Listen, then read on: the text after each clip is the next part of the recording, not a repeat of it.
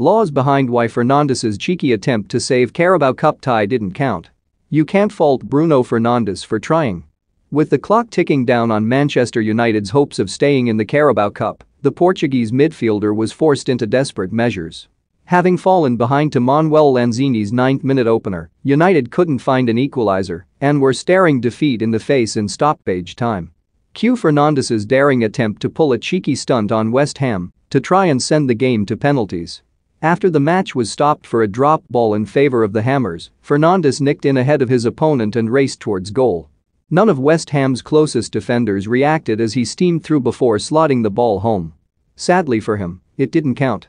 The laws of the game state that when a dropped ball takes place anywhere outside of the penalty area, the referee drops the ball for one player of the team that last touched the ball at the position where it last touched a player, an outside agent or a match official.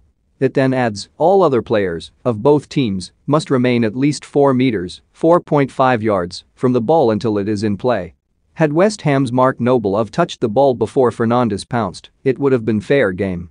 Unfortunately for him, United were unable to snatch a late goal and have now crashed out of the competition in the third round. Really frustrating and disappointing to be out of one of the competitions at such an early stage, Fernandes wrote on social media. Time to reflect, to improve and to fight hard for the other competitions. Ole Gunnar Solskjaer had rung the changes for the clash, naming a completely different starting side to the one which beat West Ham in the Premier League on Sunday. Only Jarrod Bowen kept his place for the visitors though, as David Moyes also used the fixture as an opportunity to rest his first team. Speaking after the match, Solskjaer lamented United's sluggish start but took plenty of positives from the encounter.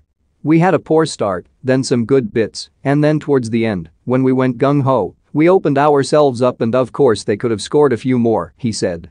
I thought the boys gave it a real good go, worked really hard, and we ended up with 27 shots, which is quite remarkable. Maybe you could see some players needing minutes, but that's natural. Reflecting on United going out of the competition, he said, we've got to the semi-finals the last 2 years, and it's a competition we've got tradition for to give players minutes because we need to think about the bigger picture.